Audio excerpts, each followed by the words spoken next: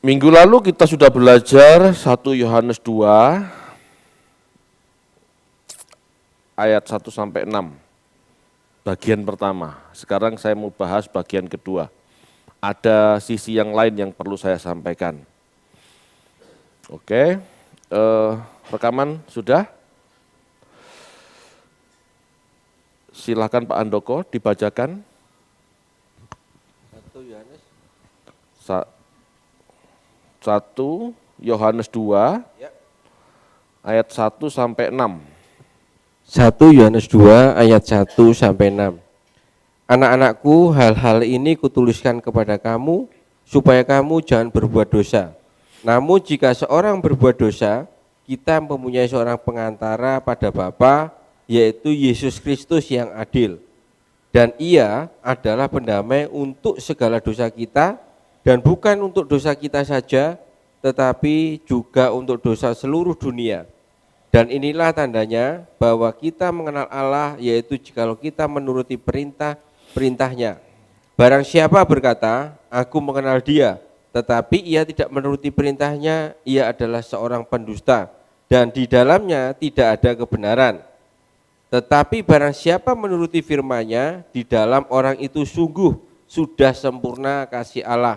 Dengan itulah kita ketahui bahwa kita ada di dalam Dia. Barang siapa mengatakan bahwa ia ada di dalam Dia, ia wajib hidup sama seperti Kristus telah hidup. Ia wajib hidup sama seperti Kristus telah hidup. Ini sangat spesifik ya Bapak Ibu. Yohanes tidak mengatakan seperti umumnya orang Yahudi, tetapi seperti Kristus. Orang Yahudi jelas sudah tidak melakukan dosa secara legal lagi atau pelanggaran hukum. Jadi hidup seperti Yesus bukan hanya tidak melanggar hukum, ya, tapi hidup dengan pola pikir dan sikap hati atau karakter, gitu ya, yang sama dengan Kristus. Bukan saja tidak mencuri karena dilarang mencuri, tapi memang sudah tidak ada ingin mencuri, tidak ada lagi keinginan mencuri. Ya. Orang Yahudi tidak berbuat zina, bisa dirajam. Ya. Tetapi kalau kita, jangan takut rajamnya. Karena Tuhan Yesus berkata, kamu melihat menginginkannya saja sudah berzina. Jadi kebenaran itu sampai benar-benar masuk di dalam batin kita, pola pikir kita. Ya. Kita akan gali beberapa sifat-sifat ya Tuhan Yesus. Atau lebih tepatnya kita akan gali karakter-karakter Tuhan Yesus. Ya. Banyak orang ngomong mau seperti Kristus, tapi tidak melangkah. Tidak ada kenyataannya. Tidak ada buktinya. Gitu ya. Sedangkan menjadi seperti Kristus itu dalam banget, luas banget. Gitu ya. Kalau kita mau teliti ya, item-itemnya itu ya, poin-poinnya banyak sekali. Beberapa hal yang paling ketara ya, yang paling kelihatan ada beberapa. Ya, yang ini kita akan dalami coba. Apakah kita sudah seperti itu? Ya. Yang pertama, Yesus rela hidup sederhana. Tuhan Yesus tidak mengejar kekayaan. Ya. Yesus jelas tidak mengejar kekayaan dan kehormatan, tetapi mengejar perkenan Bapa. Fokusnya pada hal-hal kekal. Yang penting ada makanan dan pakaian cukup. Ya, yang penting ada makanan dan pakaian cukup. Apakah kita memiliki fokus yang sama? Apakah fokus kita kekekalan? Apakah fokus kita sukses karir? Tuhan Yesus tidak berpikir karir. Pada saat ditawari iblis, kekayaan dunia, kerajaan-kerajaan. Tuhan Yesus tidak mau. Bagaimana kita? Kalau kita tiba-tiba dapat tawaran, dapat kesempatan kekayaan dunia atau powernya dunia, gimana mau? Mau enggak? Jangan-jangan kita berpikir, wow, berkat Tuhan melimpah atasku. Jangan-jangan begitu. Bapak Ibu jangan berpikir kekayaan itu datangnya dari Tuhan, selalu dari Tuhan, enggak selalu. Iblis bisa ngasih kok, iblis juga menawarkan kok. Saya bukan anti kekayaan, tetapi saya ingin menyampaikan, jangan fokus sama kekayaan. Jangan fokus sama kehormatan. Jangan fokus sama pencapaian dunia. Fokuslah kepada hal-hal kekal, hal-hal yang berdampak kekal. Di dunia ini yang penting Anda bisa melewatinya sudah cukup. Dalam bekerja keras Anda dikasih sedikit, mengucap syukur, ya cukupkan dengan yang sedikit. Anda dikasih banyak, syukur, puji Tuhan, gunakan secukupnya, sisanya ditabung. Tapi itu bukan fokus. Fokusnya mencari kekekalan. Fokusnya mencari perkenan Allah yang benar menurut Engkau, Tuhan, apa? Aku harus melakukan apa dalam hidupku? Jangan cari perkenan manusia. Kalau aku tidak begini nanti manusia marah, tetanggaku marah, saudaraku marah.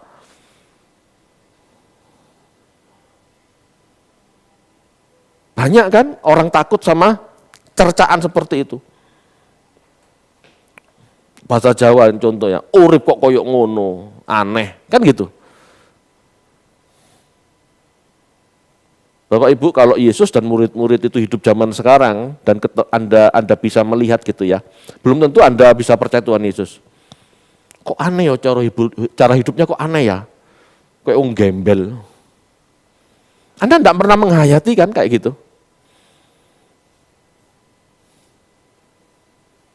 Tidak jas-jasan Bapak Ibu.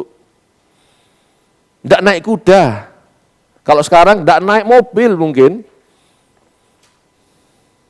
Atau seandainya mobil pun bukan mobil mewah. Naik keledai itu pun pinjam. Sederhana banget.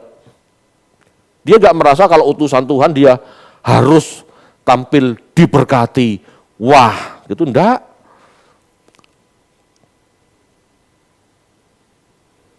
Beda kan sama pendeta zaman sekarang.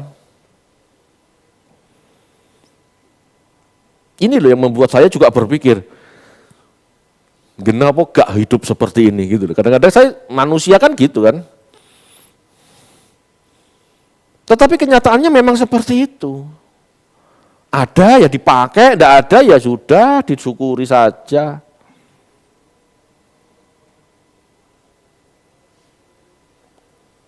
Ayo Bapak Ibu, bagaimana?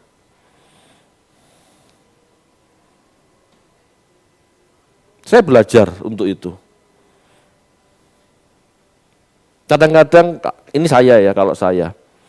Kalau saya itu prinsipnya, kalau kendaraan gitu ya, yang penting jangan mogokan. Kalau mogokan itu bukan masalah saya suka mobil mewah atau suka mobil tidak mewah, bukan itu. Mobil apa saja saya nggak masalah, yang penting jangan mogokan. Kalau mogokan itu rusak semua acaranya gitu ya. Betul enggak maksudnya? Ngerti enggak maksudnya? Kalau sudah mogok, kan nggak bisa lanjut acaranya. Segala sesuatu terhambat, tertunda, terbengkalai gara-gara mobil rewel gitu loh. Kalau saya sebetulnya cuma itu. Tetapi kan ada orang-orang yang memang mengingini mobil mewah. Mengingini barang mewah. Kalau nggak merek tertentu, nggak lego. Betul.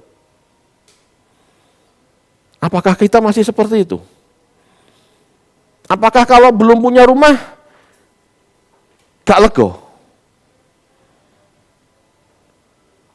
Belum punya rumah Pak, masih kepingin nyicil rumah. Haruskah? Kalau memang punya uang untuk beli-beli, enggak punya uang, jangan terganggu. Kontrakan masih banyak. Bahkan ada beberapa penelitian sekarang ya, mungkin di kota besar, lebih baik ngontrak daripada beli rumah. Karena beli rumah sudah enggak terjangkau sudah. Kalau kontrak masih bisa. Dan hidup kita hari-hari bisa kacau kalau memaksakan diri punya rumah. Benar. Ayo Bapak Ibu, kita belajar hidup sederhana. Ada sedikit, ya sederhana. Punya banyak, ya sederhana. Kalau punya kelebihan, ya ditabung. Tanya Tuhan buat apa, gunakan yang berdampak kekal. Bisa buat saya, kita, gitu ya, maksudnya kita bisa pribadi gitu ya. Bisa buat kita pribadi, bisa buat orang lain. Jangan selalu berpikir, beranggapan uang yang berkat materi yang kita terima dari Tuhan selalu untuk kita, belum tentu loh. Perkarakan itu. Perkarakan. Jangan-jangan untuk tetanggamu. Jangan-jangan untuk saudaramu.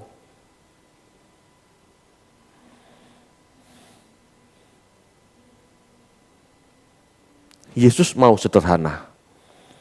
Dia anak Allah di tahta kemuliaan. Tahtanya Allah loh.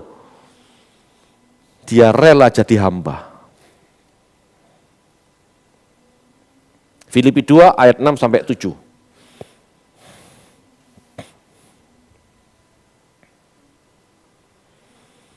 Filipi 2 ayat 6 dan 7. Yang walaupun dalam rupa Allah tidak menganggap kesetaraan dengan Allah itu sebagai milik yang harus dipertahankan, melainkan telah mengosongkan dirinya sendiri dan mengambil rupa seorang hamba dan menjadi sama dengan manusia. Rupa Allah.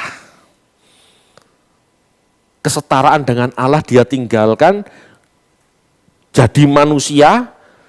Jadi manusianya pun bukan posisi raja loh, budak. Posisi hamba.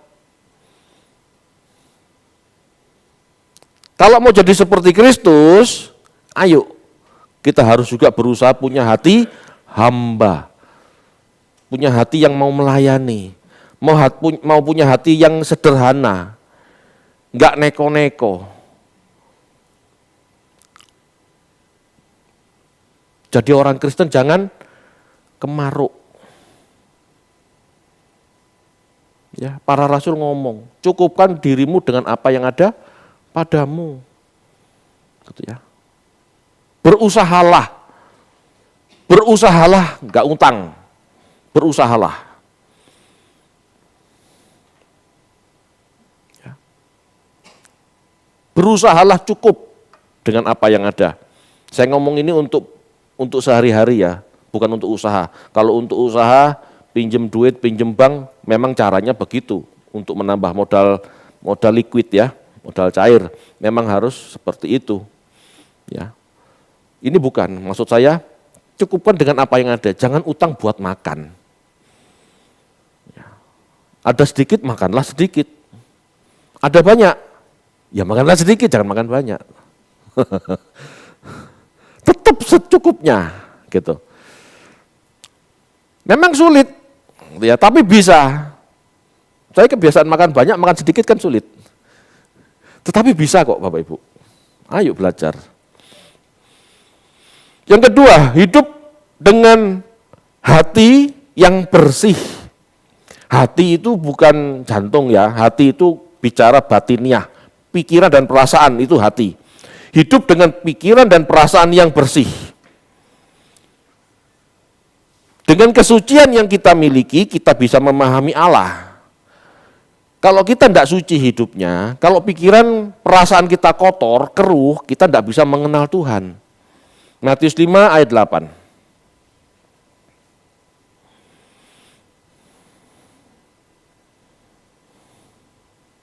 Matius 5 ayat 8, berbahagialah orang yang suci hatinya, karena mereka akan melihat Allah. Ya. Tuhan ngomong begitu. Melihat Allah itu bukan melihat fisik ya, karena Allah tidak bisa dilihat. Melihat Allah itu punya persepsi. Melihat dengan batin, melihat dengan pemikiran, dengan pengertian. Kita tidak akan pernah bisa mengerti Allah kalau pikiran kita kotor. Pikiran kotor ini bukan masalah percabulan seksual saja. Pikiran kotor itu juga percabulan materialisme. Materialisme itu dianggap percabulan.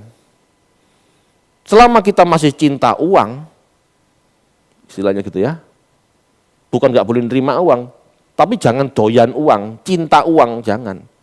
Selama kita masih cinta uang, kita nggak akan pernah bisa melihat Allah. Nggak akan pernah mengerti kehendak Allah. Kenapa? Ya selalu bertentangan dengan gairah. Saya pernah lihat di TikTok gitu ya. Suatu saat dalam persekutuan mereka bergandeng tangan berdoa. Ya Tuhan, bicaralah pada kami. Berbicaralah ya Tuhan, berbicara dari surga, apa yang harus kami lakukan. Lalu Tuhan bicara dari surga.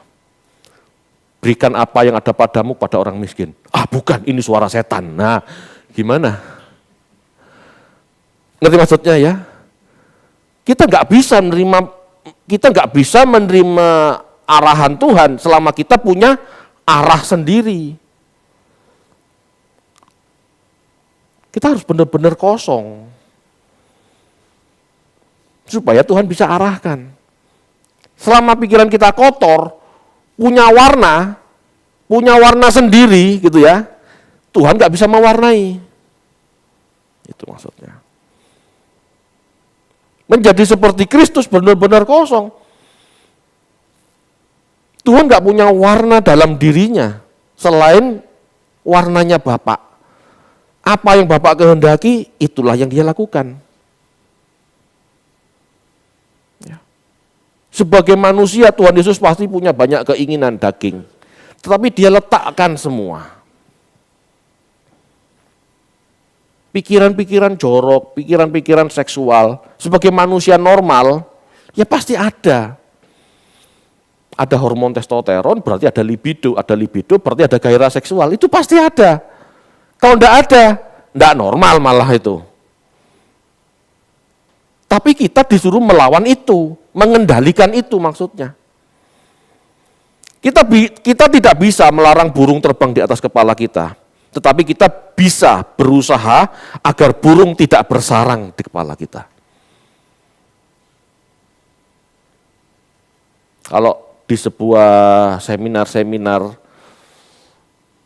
rohani gitu ya, pernah disampaikan bahwa orang laki itu berpikir kotor itu berapa ribu kali dalam sehari gitu, berapa ratus kali dalam sehari. Nah itu 200.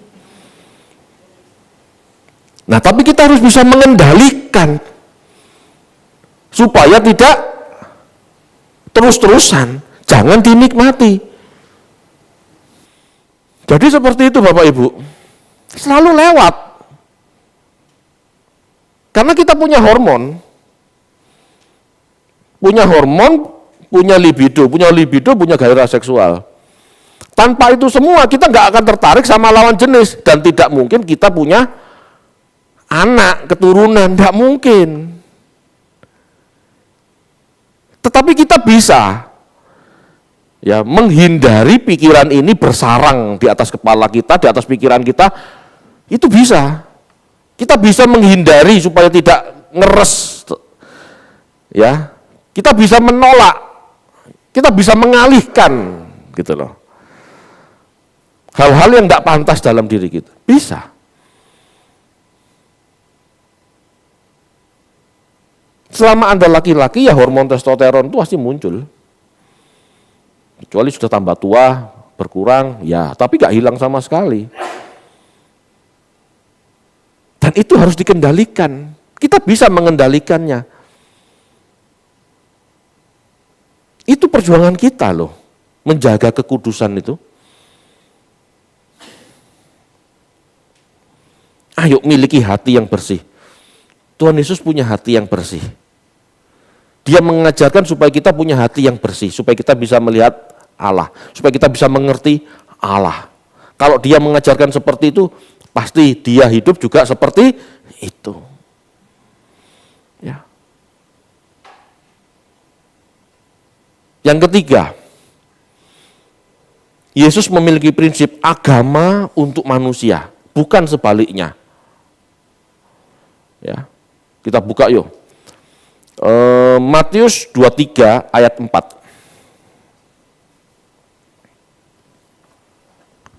Matius 23 ayat 4. Mereka mengikat beban-beban berat, lalu meletakkannya di atas bahu orang, tetapi mereka sendiri tidak mau menyentuhnya. Ya. Ini kan konteksnya, tradisi keberagamaan Yahudi itu kan dibangun oleh tafsiran-tafsiran orang Farisi, Saduki atas apa yang ada di kitab Taurat Musa. Taurat Musa sebetulnya tidak mengajarkan tradisi Yahudi seperti itu. Niatnya baik. Orang Farisi berusaha melindungi hukum. Orang Yahudi berusaha supaya manusia tidak melanggar hukum. Kuduskan hari Sabat. Lalu orang Yahudi berpikir, bagaimana cara menguduskan hari Sabat? Tuhan menghendaki kita istirahat. Supaya tidak bekerja, bagaimana cara melindungi hari Sabat? Dia buat aturan, tidak boleh jalan sekian kilo, tidak boleh bawa beban sekian kilo, tidak boleh masak. Jadi Bapak Ibu jangan rewel ya, kalau di Indonesia nyepi cuma setahun sekali, nggak usah rewel. Di Israel itu setiap minggu. Iya loh. Itu tradisi mereka kan, gitu loh. Sebetulnya kalau cuma setahun sekali itu enak. Saya pernah tinggal di Bali, nyepi, nggak ngapa-ngapain, sepi banget. Anjing aja nggak menggonggong. Kok ngerti gitu ya. Tapi bener-bener orang zaman sekarang ngomong healing, wah itu bener-bener loh, kerasa bener. Saya kepingin suatu saat nyepi lagi ke Bali. Bapak Ibu, tradisi keberagamaan inilah yang ndak tambah ringan gitu ya, tambah memperberat. Kan nggak semua orang punya saldo deposito. Ada orang-orang miskin yang dia makan hari demi hari. Nah kalau dia nggak punya tabungan, hari Sabat dia memetik bulir gandum, orang Farisi, polisi syariah marah, kayak gitu. Kamu, kok bekerja, kok di ladang, nah, itu marah. Bagi Tuhan itu tidak masalah, bagi Tuhan Yesus itu tidak masalah. Karena hari Sabat diciptakan untuk manusia. Hormatilah hari Sabat itu maksudnya supaya manusia, tuan tanah, punya rasa takut akan Tuhan dan punya hati berperi kemanusiaan. Supaya pegawai-pegawainya, budak-budaknya bisa istirahat, bisa libur, bisa cari makan sendiri, tidak dipaksa bekerja terus. Prinsipnya Tuhan Yesus kalau hari Sabat, ya sudah santai. Kamu nikmati berkat Tuhan. Kamu nikmati hidup yang diberi Tuhan hari itu.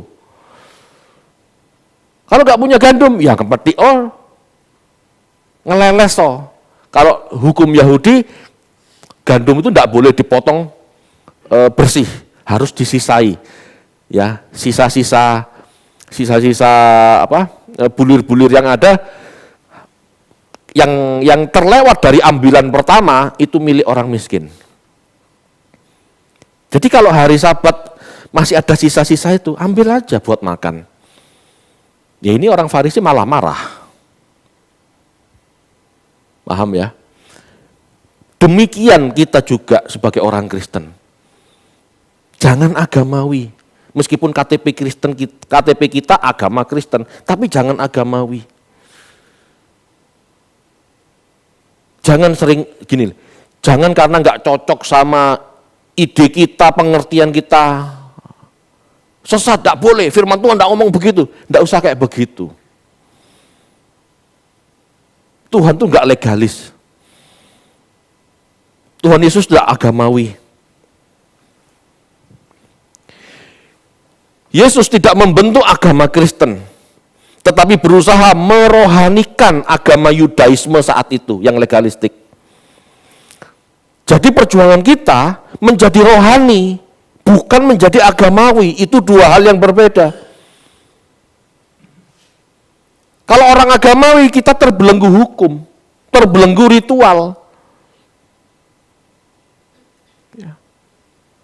Pak, gereja itu biasanya satu pujian pembukaan, 2 lagu sorak-sorai, 1 lagu penyembahan. Kalau enggak gitu, enggak enak, enggak afdol. Nah, sudah jadi agamawi. Enggak usah seperti itu. Anda mau buat lagu sorak-sorai dulu, baru masuk penyembahan dulu, baru sorak-sorai, terserah. Anda atur yang baik. Tetapi jangan menjadikan sebuah itu hukum baru, gitu loh maksudnya.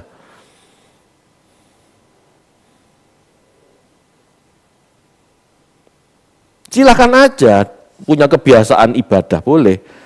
Tetapi jangan kaku. Misalnya, nanti perjamuan kudus dulu. Boleh enggak?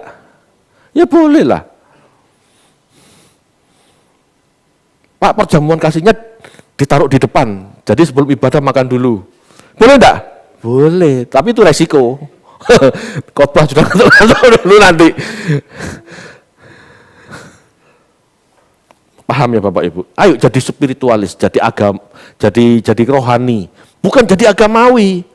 Kalau agamawi di hadapan orang Farisi, tidak sesuai dengan aturan, salah. Tidak sesuai dengan aturan, salah. Padahal aturan-aturan itu semua dibuat manusia, ya dibuat orang Farisi sebetulnya.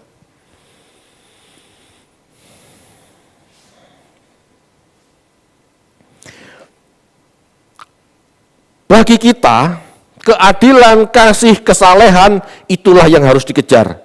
Semua itu masalah kebenaran batin, bukan sekedar berkegiatan dengan simbolis-simbolis yang ada. Kebanyakan agama itu kan cuma simbol-simbol, tetapi tidak benar-benar nyata dalam kehidupannya. Ya. Ayo kita bersekutu dengan nyata, bukan bersekutu dengan simbol. Saya tidak menentang perjamuan kudus ya, tetapi perjamuan kudus itu simbol menyatunya kita dengan Allah, simbol bersekutunya kita dengan anak Allah, dengan Tuhan Yesus. Itu simbol. Tetapi apakah benar-benar kita bersekutu dengan anak Allah, itu tergantung kelakuan kita.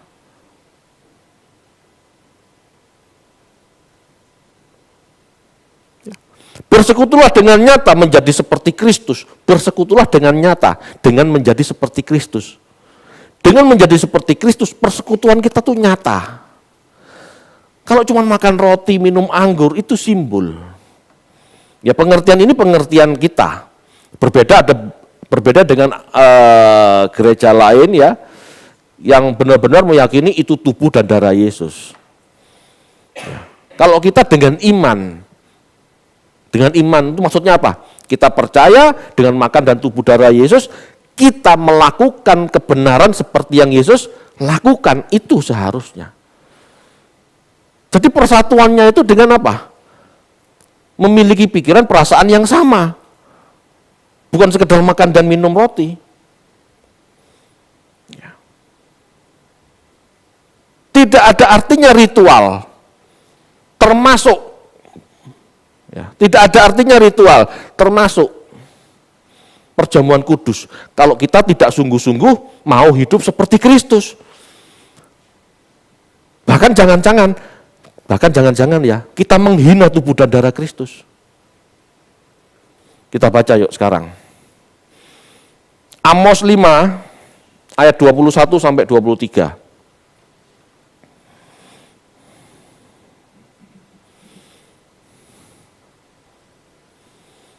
Amos 5 ayat 21 sampai 23. Aku membenci, aku menghinakan perayaanmu dan aku tidak senang kepada perkumpulan rayamu. Sungguh apabila kamu mempersembahkan kepadaku korban-korban bakaran dan korban-korban sajianmu, aku tidak suka. Dan korban keselamatanmu berupa ternak yang tambun, aku tidak mau pandang. Jauhkanlah daripadaku keramaian nyanyian-nyanyianmu, lagu gambusmu tidak mau aku dengar. Tuhan nggak suka dengan ibadah kita. Kenapa? Karena orang Israel berbuat jahat. Tuhan nggak akan suka dengan ibadah kita, korban kita, pujian kita, kalau kita hidup tidak benar. Apa yang disampaikan Amos itu teguran buat Israel yang sukanya beribadah, yang sukanya hidup beragamawi tetapi tidak punya moral seperti Allah. Kita baca Amos 5 ayat 7. Amos 5 ayat 7. Hei kamu yang mengubah keadilan menjadi ipuh dan yang menghempaskan kebenaran ke tanah. Ya. Orang Israel melecehkan keadilan, tidak memperdulikan kebenaran. Kamu menginjak-injak keadilan, kamu menginjak-injak kebenaran, percuma kamu beribadah, percuma kamu nyanyi, aku tambah jijik. Itu loh Tuhan. Yang Yesus sampaikan ini sebetulnya kelanjutan dari teguran-tegurannya para nabi, termasuk Amos ini loh. Kenapa? Ya karena orang Yahudi sampai zaman Yesus senangnya cuma berliturgi, cuma ritual, tanpa punya kasih, tanpa punya moral yang adil.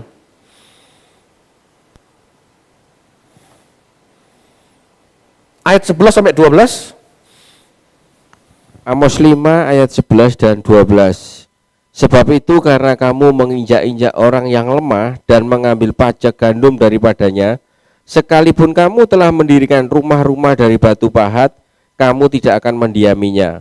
Sekalipun kamu telah membuat kebun anggur yang indah, kamu tidak akan minum anggurnya. Sebab aku tahu bahwa perbuatanmu yang jahat banyak dan dosamu berjumlah besar.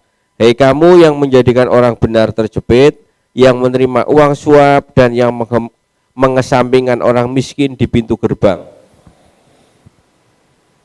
Jelas? Orang Yahudi itu rajin beribadah, pakai shofar, pakai rebana, pakai gambus, meriah perayaan-perayaannya. Tapi Tuhan jijik. Kenapa?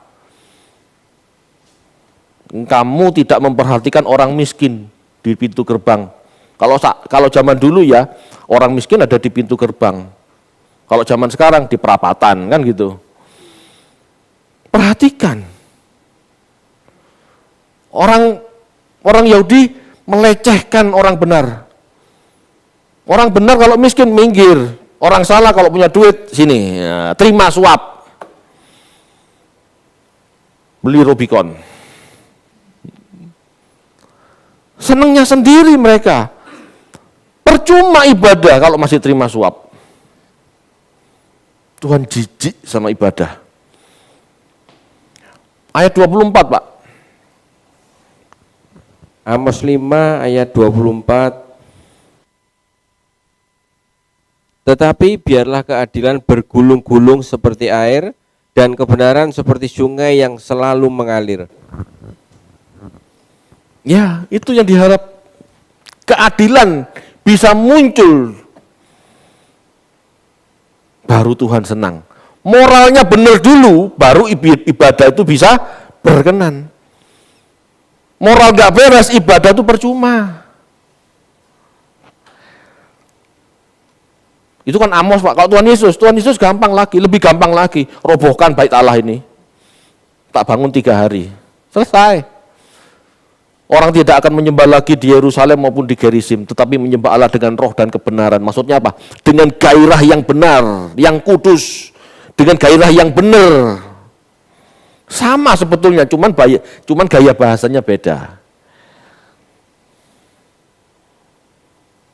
hancurkan bait Allah ini, akan kubangun 3 hari. Maksudnya apa? Ke depan anak manusia, ke depan orang-orang akan menyembah Allah di dalam nama Yesus. Dia tak perbaiki jadi benar, seperti aku benar, dia akan jadi benar. Kenapa? Karena beribadah di Yerusalem maupun di Gerizim tidak jadi benar, tambah ribut. Tambah ribut kan? Yahudi mencemooh Samaria, yang Samaria mencemooh Yahudi, merasa paling benar padahal sama-sama rusaknya. Tidak di Gerizim, tidak di Yerusalem. Di dalam roh dan kebenaran. Roh dan kebenarannya siapa? Ya roh dan kebenarannya Yesus.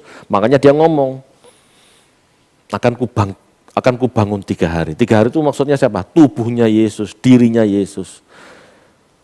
Jadi orang masuk ke dalam tahta Allah, gitu ya. Orang masuk ke dalam hadirat Allah dengan kebenaran seperti kebenaran Tuhan Yesus di dalam nama Yesus. Makanya kalau berdoa, aku berdoa di dalam namamu Tuhan Yesus. Itu maksudnya. Kita tidak bisa masuk ke hadapan Allah dengan namanya sendiri. Aku masuk Bapa dengan namaku David. Siapa kamu? Kamu manusia berdosa kok. Itu loh maksudnya. Ayo Bapak Ibu, pola pikir kita dirubah. Ya. Berikutnya, Yesus memiliki belas kasihan. Ya. Yesus rela berkorban bagi sesama. Tidak memikirkan diri sendiri, keluarganya sendiri, perusahaannya sendiri. Itulah yang namanya menyangkal diri. Melawan kenyamanan dan kepentingan diri sendiri.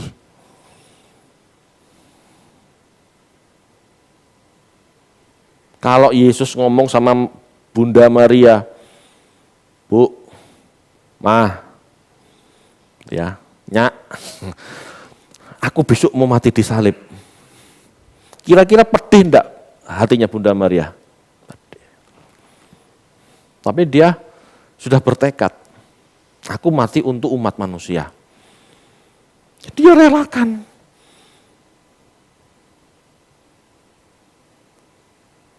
Dia lepaskan tanggung jawabnya kepada Yohanes. Dia relakan loh.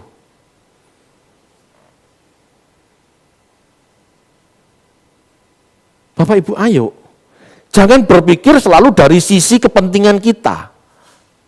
Perhatikan orang lain, perhatikan keselamatan orang lain.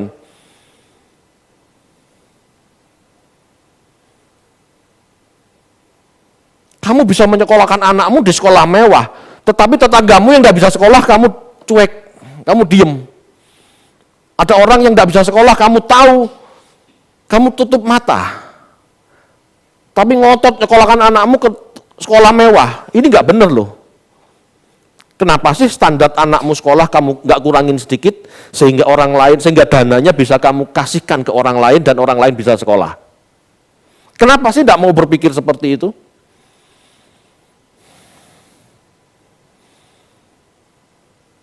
Punya enggak belas kasihan? Yesus punya. Kalau mau jadi seperti Yesus, milikilah belas kasihan yang sama.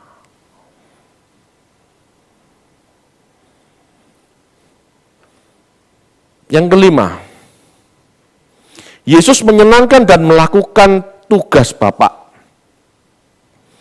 Yesus mau taat kepada otoritas di atasnya. Bapa itu otoritas di atasnya. Dia diutus oleh Bapa. Dia manut, dia nurut dengan apa yang Bapak perintahkan. Tebus manusia, tak tebus. Meskipun nyawa taruhannya. Kita baca yuk, Yohanes 6 ayat 38.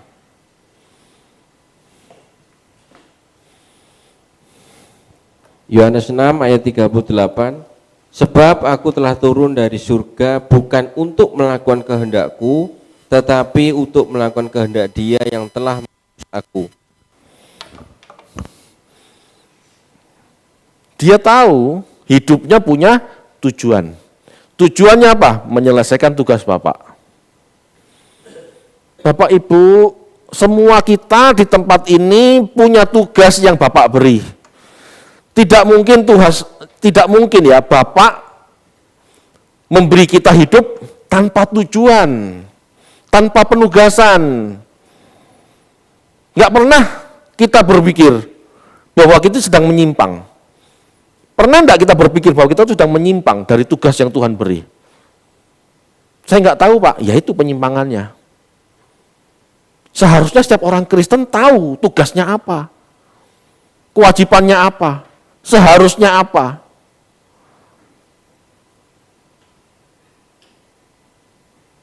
Kalau orang selalu berpikir seperti yang dipikirkan nenek moyangnya,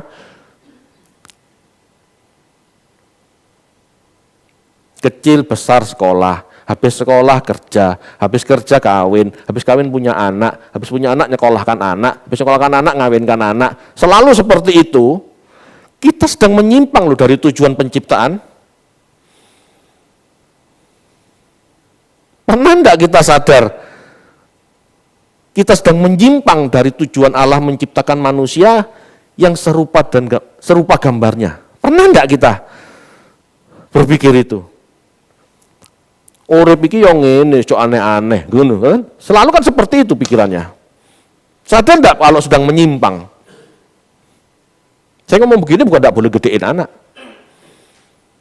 Tetapi lebih dari gedein anak, kita punya tujuan menciptakan anak-anak ilahi. Kenapa yang dipikir cuma sekolahnya? Kenapa pendidikan rohaninya enggak pernah kita pikir? Kenapa kalau anak enggak ke gereja kita baik-baik saja, fine-fine saja. Tapi kalau sekolah harus, enggak boleh malas kamu, gitu, marah, ya kan? Tetapi kalau enggak ke gereja, oh ya wis enggak apa-apa tidur, nak. Nah, gitu. Kenapa? Ini kan meleset sebetulnya.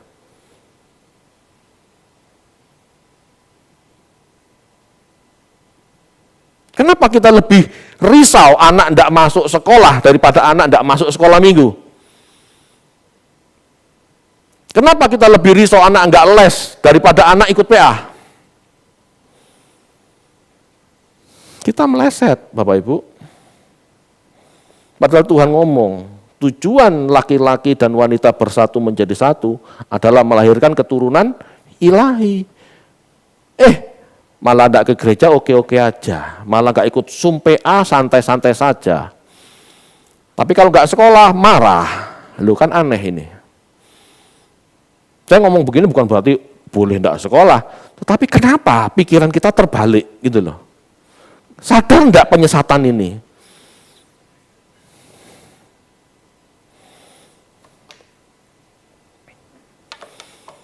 Tuhan Yesus hormat pada otoritas di atasnya.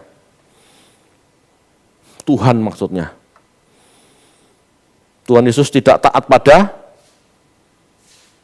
siapa? Manusia. Kita seharusnya demikian. Taatlah pada Allah. Jangan sungkan sama manusia. Gitu ya. Atau takut istri, takut suami. Saya ngomong begini bukan berarti tidak boleh menghormati suami atau istri atau menghormati orang tua.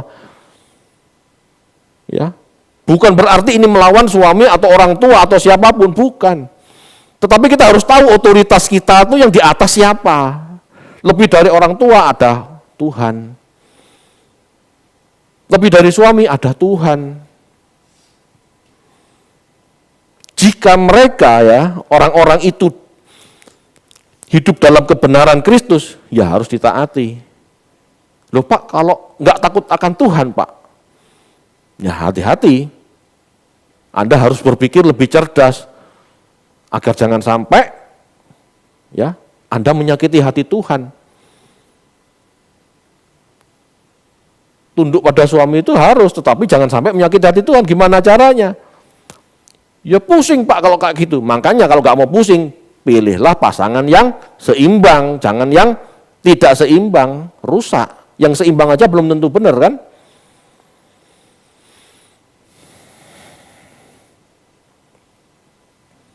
Ini maksudnya jangan sampai kita lebih mengasihi atau lebih taat kepada manusia daripada Tuhan. Itu maksudnya. Makanya orang harus belajar kitab suci. Jangan sampai berpikir berlawanan.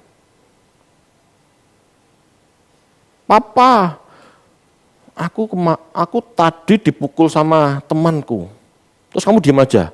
Balas. Loh, kok tambah diajari gelut? Ada kan orang tua kayak gitu? Enggak boleh Bapak Ibu.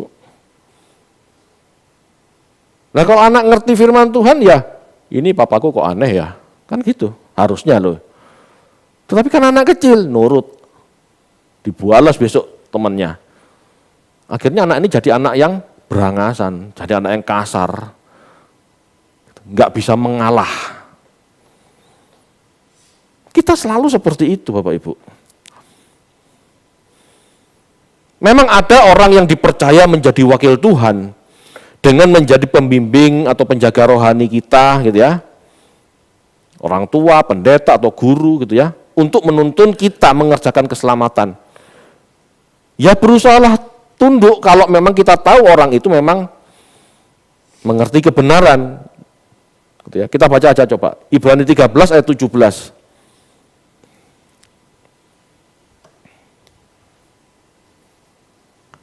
Ibrani 13 ayat 17.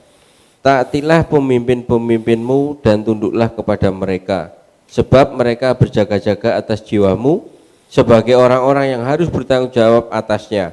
Dengan jalan itu mereka akan melakukan dengan gembira, bukan dengan keluh kesah, sebab hal itu tidak akan membawa keuntungan bagimu. Pernah enggak menghayati ayat ini? Ada memang otoritas yang Tuhan berikan supaya kita tunduk nurut sama manusia, gitu ya. Dalam arti orang-orang yang dipercaya oleh Tuhan menjadi gembala, menjadi guru, ada, gitu ya.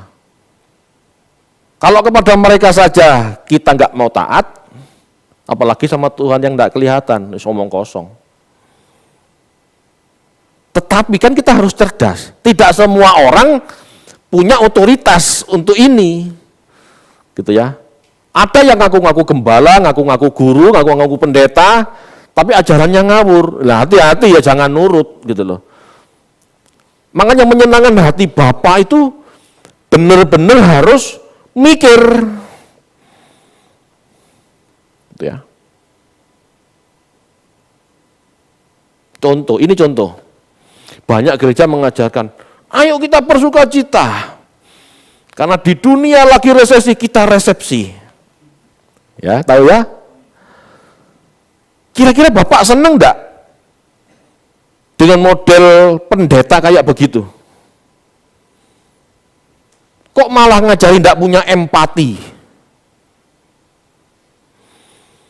Ya sama orang seperti ini ya jangan tunduk. Loh kok aneh yo? Ini ajaran kok aneh. Ngerti maksudnya ya? Makanya setiap orang tuh harus baca firman Tuhan sendiri, harus mengerti juga, harus membandingkan. Ini ajarannya aneh Pak, saya tidak bisa tunduk. Oke, tunduklah kepada Bapak, karena Bapak lebih apa? Lebih tahu kebenaran, jangan nuruti pendetanya. Jadi selama pendetanya itu taat sama Bapak, mengerti kebenaran, ya nuruto, gitu loh maksudnya. Tetapi kalau yang ngajar kita ini enggak sesuai firman Tuhan, ya jangan nurut. Nurutlah sama Bapak saja. Tapi itu beresiko Pak, nanti saya dikutuki sama pendetanya. Ya berani saja lawan resiko, kenapa takut dikutuki? Daripada dikutuk Tuhan. Kadang-kadang orang enggak mikir, santai. Banyak orang berpikir taat sama pendeta itu sama dengan taat sama Bapak. Loh beda. Pendeta tidak selalu benar.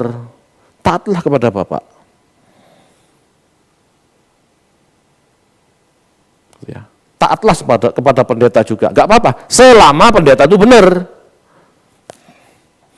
Tahu benar salahnya dari mana? Ya dari firman Tuhan. Makanya belajar. Jangan mengkultuskan seseorang. Cari pendeta-pendeta yang mana yang benar ya. Kan Anda diberi Tuhan sarana berpikir yang sama. Anda dikasih otak yang sama, sekolahannya juga sama, SD juga sama kan? Kenapa enggak berpikir?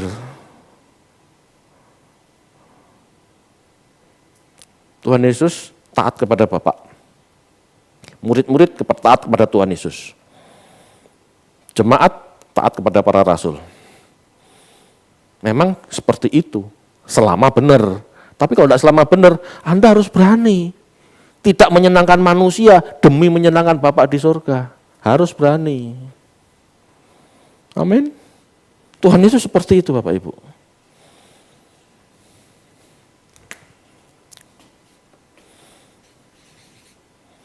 Rela miskin atau rela mengosongkan diri sama. Kedua,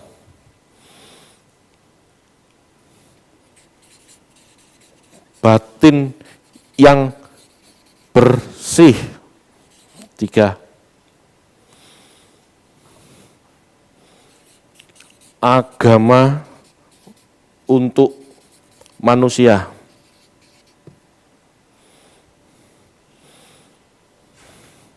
4, memiliki belas kasih.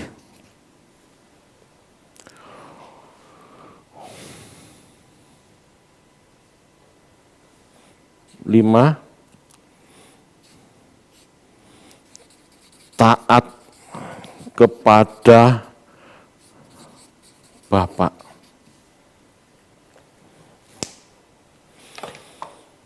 Kalau kita mau menjadi seperti Kristus, beberapa item ini ya harus kita miliki. Ini yang paling gampang untuk ditelaah. Hidup seperti Yesus itu seperti apa?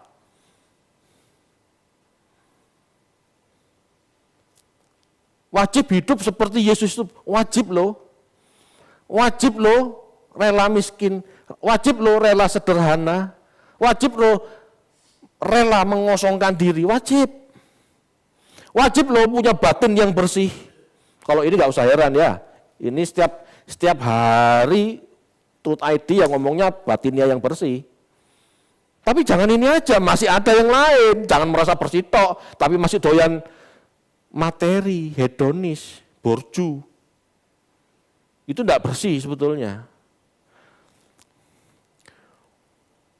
Agama untuk manusia. Jangan jadi agamawi. Jadilah rohani. Jangan membelenggu siapapun. Ya. Tetapi bebaskan orang dengan pengertian, dengan kebenaran. Kamu harus perpuluhan, kalau enggak perpuluhan kamu dikutuki, diserbu belalang pelahap. Itu kamu berarti membelenggu orang dengan agama. Karena konsepnya perpuluhan itu buatan manusia. Itu peraturan untuk Israel. Kamu membelenggu orang dengan peraturan. Bahkan peraturan yang bukan untuk kamu sebetulnya, kan itu untuk Israel. Wah, celaka ini. Gitu loh, ya. Konsep yang salah membelenggu orang tambah. Orang malah nggak terbebas, malah terbelenggu dengan ketakutan belalang pelahap. Padahal belalang pelahap itu ya panak sama baygon saja mati sebetulnya ya. 3, 4. Yesus memiliki belas kasihan. Jangan cuma punya batin yang bersih, enggak cabul gitu ya.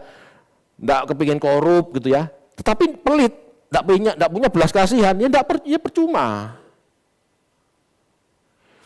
Yesus memiliki ketaatan kepada Bapa. Kita enggak punya ketaatan kepada Bapa. Jangankan kepada Bapa, sama otoritas di atas yang mengajarkan kebenaran kadang-kadang masih bantah, kadang-kadang enggak percaya. Ayo, miliki beberapa ini. Kalau diteruskan masih ada sebetulnya 6, 7, tapi enggak selesai nanti. Ini aja dulu.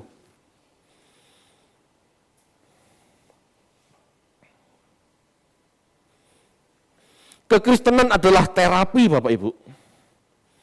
Menjadi seperti Kristus adalah terapi bagi kesembuhan jiwa kita yang sakit. Persekutuan berarti kesepakatan. Ya. Persekutuan berarti kesepakatan, adanya kesamaan persepsi untuk mencapai tujuan, itu persekutuan. Jadi di dalam persekutuan, gitu, kita lagi di terapi. Di dalam persekutuan ada kesepakatan untuk berubah menjadi lebih baik seperti Kristus. Keselamatan itu sinergi. Allah memberi anugerah, manusia merespon. Bukan berjasa ya, merespon. Ini Bapak Ibu. Di pasal 1 ayat 7, ya. Kita baca aja yuk. Pasal 1 ayat 7. Bukan, di mana ini? Yohanes. Di ini. 1 Yohanes 1 ayat 7 maksudnya. 1 Yohanes 1 ayat 7. Tetapi jika kita hidup di dalam terang sama seperti Dia ada di dalam terang, maka kita beroleh persekutuan seorang dengan yang lain, dan darah Yesus anaknya itu menyucikan kita daripada segala dosa. Ya. Istilah dosa menyucikan kita dari segala dosa. Istilah dosa itu berbentuk tunggal tanpa artikel. Ini mengisyaratkan segala jenis dosa. Semua dosa kita sudah Tuhan hapus. Sekali untuk selamanya. Ya. Ini mengisyaratkan segala jenis dosa sudah Tuhan ampuni. Suatu penyucian yang terus-menerus dalam kehidupan kekristenan. Ya. Ini juga dijelaskan di ayat 9. Kata mengampuni, menyucikan gitu ya. Ini bentuknya auris. Auris itu berarti sudah dan sedang berlangsung terus. Kita baca ayat 9. 1 Yohanes 1 ayat 9. Jika kita mengaku dosa kita, maka Ia adalah setia dan adil, sehingga Ia akan mengampuni segala dosa kita dan menyucikan kita dari segala kejahatan. Mengampuni. Tadi ada kata mengampuni ya, terus ada kata menyucikan. Ini bentuknya auris. Kata kerja auris. Auris itu berarti sedang, berarti sudah ya, sudah terjadi, sudah mengampuni dan sedang mengampuni. Terus.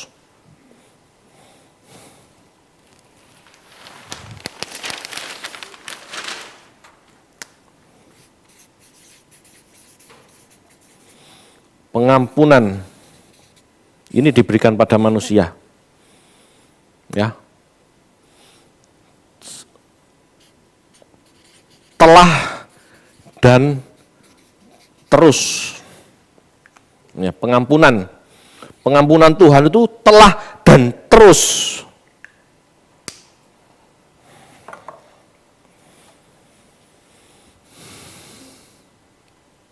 Bersyukur. Kalau Tuhan tuh telah mengampuni kita dan terus mengampuni kita, bentuknya ini. Bersyukur. Tapi jangan sia-siakan. Berubahlah, berprogreslah menjadi seperti Kristus, karena itu kewajiban. Di sisi lain, manusia juga ada tuntutan. Barang siapa mengatakan bahwa ia ada di dalam Dia, ia wajib hidup sama seperti Kristus. Kata wajib ini berarti suatu ikatan. Wajib itu ikatan, seperti hutang yang harus dibayar. Kalau Anda punya hutang, Anda merasa harus bayar enggak? Anda punya usaha untuk membayar enggak? Kalau Anda punya hutang, Anda santai atau aku harus bekerja lebih giat supaya hutang ini terbayar? Seharusnya gimana? Harus lebih giat. Jangan merasa santai. Atau bahkan mungkin berpikir, ayo kita doa puasa supaya hutang kita terbayar. Gitu. Itu yang membuat rusak mental orang Kristen. Kita yang utang, Tuhan yang suruh bayar. Tidak ada cara mistis seperti itu. Ya, makanya kita tidak mengerti kewajiban itu harus seperti apa. Dikatakan wajib di surat ini berarti itu apa? Hutang yang harus diselesaikan. Kadang-kadang kita juga kalah kok mentalnya sama tetangga. Kalau mereka mati sebelum hutangnya lunas, mereka takut loh. Mereka wanti-wanti sama anak, bayaran hutang itu. Kalau enggak, itu terdakwanya sampai di kekekalan hutang itu. Benar enggak? Siapa yang pernah dengar ini dari pengajaran tetangga? Kadang-kadang orang Kristen kalah tanggung jawab. Kewajiban adalah sesuatu yang sudah seharusnya diselesaikan. Sudah seharusnya. Jadi kewajiban menjadi seperti Kristus, ya, pengampunan diberikan supaya manusia bisa respon menjadi seperti Kristus. Sinergi. Pengampunan diberikan supaya manusia merespon menjadi seperti Kristus, dan ini wajib. Hutang harus dibayar.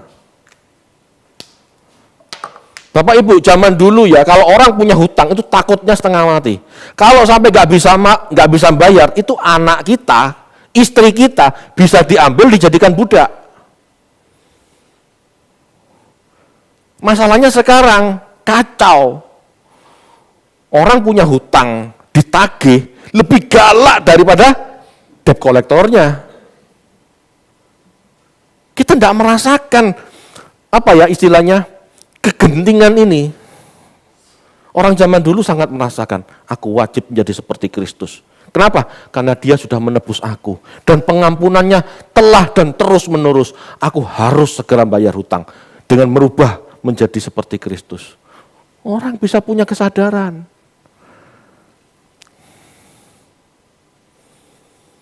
Kita berhutang nyawa kepada Kristus, kita harus hidup seperti Kristus. Itulah pembayaran yang pantas. Hutang nyawa bayar nyawa. Hutang hidup bayar hidup.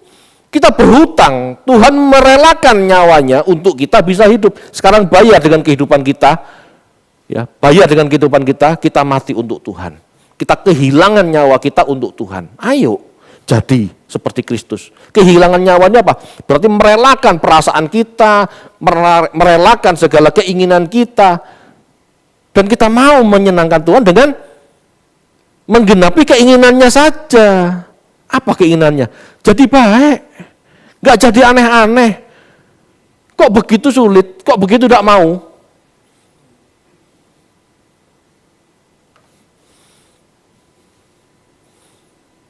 Memiliki karakter Kristus adalah kewajiban yang seharusnya diselesaikan.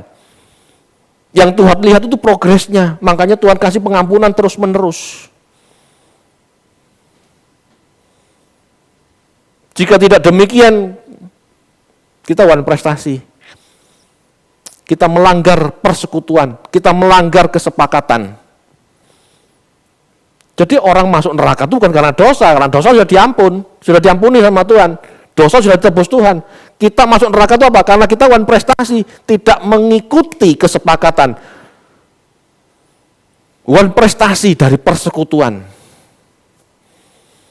Itu Bapak Ibu. Kalau kita sampai masuk neraka karena kita tidak mau usaha menjadi seperti Kristus. Bukan karena dosa sudah diampuni. Tapi nggak mau berjuang menjadi seperti Kristus. Itu kita wan prestasi. Amin Bapak Ibu. Ayo berubah. Kita ngutang loh. Jadi seperti Kristus tuh bukan bisa ya bisa enggak dikerjakan. Enggak, itu wajib. Karena itu hutang. Wajib. Seperti kewajiban mengembalikan pinjaman. Ayo Bapak Ibu.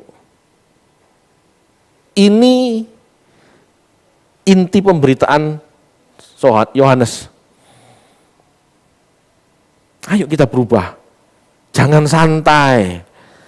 Bayaran utangmu. Bayar utang kita yuk. Jangan dipikir kita ini nanti akhirnya wan prestasi sama Tuhan. Karena nggak mau berjuang. Amin Bapak Ibu.